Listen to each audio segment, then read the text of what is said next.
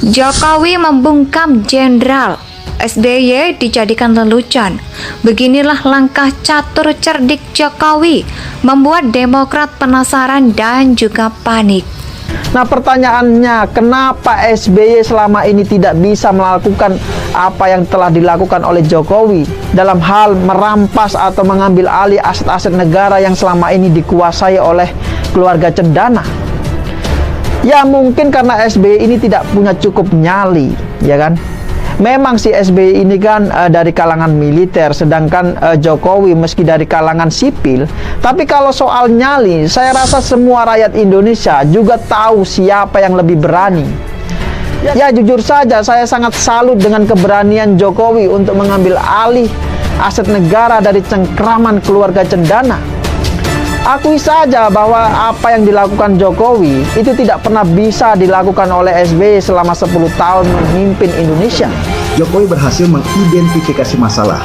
Dia tahu kalau ormas-ormas yang berbaju agama ini adalah bagian dari tangan-tangan mafia yang selama ini dia berantas. Karena itu dia kemudian fokus untuk memotong tangan-tangan ini dulu. Tapi masalahnya, memotong tangan ini juga nggak mudah. Putus satu, tumbuh satu, semakin besar sehingga harus dicari di mana si titik pusat kelemahannya. Dipaksa 1,5 bulan yang lalu akhirnya alhamdulillah bisa. Dulu subsidi BBM 300 triliun diem semuanya. Indonesia sejak dulu kala tetap dipuja-puja bangsa. Bagi seorang jenderal TNI, adu strategi sudah menjadi santapan bagi seorang jenderal TNI. Tidak hanya di militer, di politik pun kiranya tidak jauh berbeda. Strategi sangat diperlukan. Pertahanan maupun penyerangan, jadi tidak heran jika SBY patut diacungi jempol dalam mempertahankan kekuasaannya sampai 2 periode. Tetapi ada kelemahan ketika seorang jenderal membahas strategi perang kerana politik. SBY sangat jeli dalam hal ini, sehingga dia tidak serta-merta menunjukkan strategi perang kerana politik. Justru sebaliknya, ia menyembunyikan dan menunjukkan seorang Kiandra yang penuh keraguan dalam mengambil keputusan, mudah mewek dan prihatin ketika diserang, padahal dibuatkan membekuk lawan dengan keras sampai tidak berani menunjukkan giginya. Lihatlah, ketika dia menjadi presiden membungkam orang miskin dengan menggelontorkan bantuan langsung tunai atau BLT, memaksanya terlena. Padahal sebenarnya mulut dan otaknya disumpal. Itulah pendapat ada yang berontak layaknya. Kalau sudah dikasih makan, jangankan menyalak, malah tertidur pulas kekenyangan. Cara itu pula yang diterapkan terhadap mereka yang tidak puas dengan suapan, yang tetap berontak. Dia tidak menyerang, melainkan menjadikan dirinya yang terzalimi, sehingga pada akhirnya penyerang akan diserang dari pihak lain. Itulah mengapa dia selalu prihatin dan paling kecilnya adalah membiarkan musuh Indonesia menggerogoti bangsa ini, yaitu HTI dan ormas radikal, para koruptor, dan penggemblengan pajak. Yang penting tidak mengganggu kekuasaannya. HTI berkembang di era SBY, tetapi tak ada sedikit pun aksi dari pemerintah. Pemerintah pun tidak berkutik di hadapan ormas yang dengan sesukanya melakukan sweeping karena tidak ada undang-undang sebagai dasar pendidikannya. Ya, dia menabung penyakit kronis di eranya. Jokowi sampai mempermalukan SBY. Hambalang adalah saksi bisu yang tertawa paling lantang menyaksikan SBY disiram dengan air garam. Jokowi tidak menuduh SBY sebagai biang dari proyek mangkrak. Dia tidak juga mengucapkan tanda keprihatinan, melainkan menumpahkan geraman dan kekecewaannya dengan gelengan kepala. Jenderal dipermalukan dengan sekali geleng kepala. Bukan hanya proyek Hambalang, masih banyak lagi. Ada waduk dan bendungan mangkrak, proyek tol mangkrak, dan lain-lain yang mangkrak. Kan anehnya Jokowi tak pernah sekalipun menyalahkan sebelumnya. Secara langsung, dia hanya merupakan kepada masyarakat bahwa proyek ini sudah sekian tahun terbengkalai. Proyek itu sudah sekian tahun tak terurus, dan cara seperti ini sangat baik menurut saya. Kalaupun ada pihak-pihak yang merasa disalahkan, itu terjadi karena mereka memang sudah salah. Jokowi tidak sedang mencari-cari kesalahan mereka, melainkan memperbaiki kesalahan yang pernah mereka buat. Rakyat pun jadi tahu bahwa ada banyak hal yang tidak beres sebelumnya. Ternyata tidak semerdu nyanyian SBY akhir-akhir ini. Yang menyebabkan adalah Trans Sulsel, groundbreaking 3 kali, dan Mandalika ceritanya sudah digoreng fracking 3 kali pada masa pemerintahan SBY. Baru pada masa Jokowi mulai dikerjakan dan sudah membuahkan hasil 12 km. Nah, saat setelah Jokowi menceritakan tentang Trump, sesuai ini, para hadirin di Rembuk Nasional 3 tahun pemerintah Jokowi itu tertawa.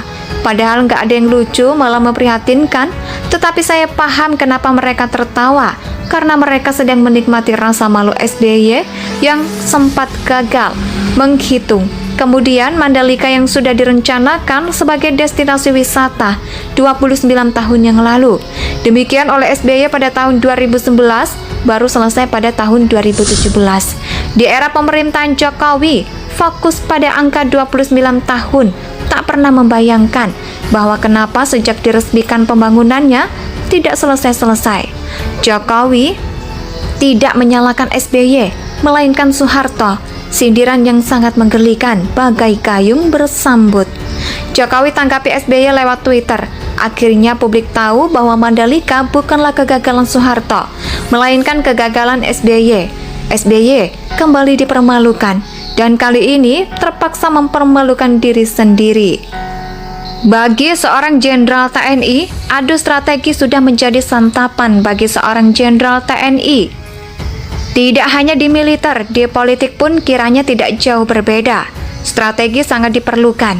Pertahanan maupun penyerangan, jadi tidak heran jika SBY patut diacungi jempol dalam mempertahankan kekuasaannya sampai 2 periode. Tetapi ada kelemahan ketika seorang jenderal membahas strategi perang kerana politik. SBY sangat jeli dalam hal ini, sehingga dia tidak serta-merta menunjukkan strategi perang kerana politik. Justru sebaliknya, ia menyembunyikan dan menunjukkan seorang Kiandra yang penuh keraguan dalam mengambil keputusan, mudah mewek dan prihatin ketika diserang, padahal dibuatkan membekuk lawan dengan keras sampai tidak berani menunjukkan giginya. Lihatlah, ketika dia menjadi presiden membungkam orang miskin dengan menggelontorkan bantuan langsung tunai atau BLT, memaksanya terlena. Padahal sebenarnya mulut dan otaknya disumpal. Itulah pendapat ada yang berontak layaknya. Kalau sudah dikasih makan, jangankan menyalak, malah tertidur pulas kekenyangan. Cara itu pula yang diterapkan terhadap mereka yang tidak puas dengan suapan, yang tetap berontak. Dia tidak menyerang, melainkan menjadikan dirinya yang terzalimi, sehingga pada akhirnya penyerang akan diserang dari pihak lain. Itulah mengapa dia selalu prihatin, dan paling kecilnya adalah membiarkan musuh Indonesia menggerogoti bangsa ini, yaitu HTI dan ormas radikal, para koruptor, dan penggemblengan pajak. Yang penting tidak mengganggu kekuasaannya. HTI berkembang di era SBY, tetapi tak ada sedikit pun aksi dari pemerintah. Pemerintah pun tidak berkutik di hadapan ormas yang dengan sesukanya melakukan sweeping karena tidak ada undang-undang sebagai dasar pendidikannya. Ya, dia menabung penyakit kronis di eranya.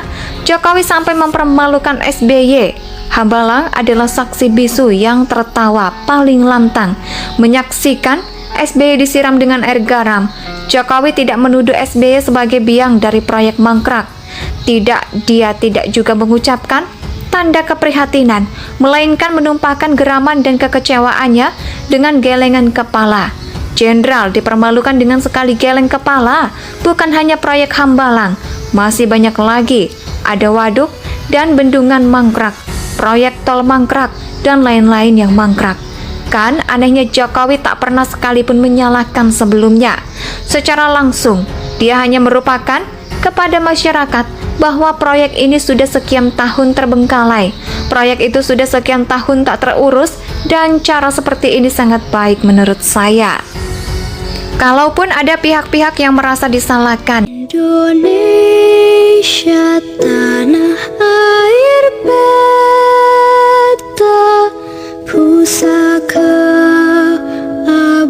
Adinan Jaya.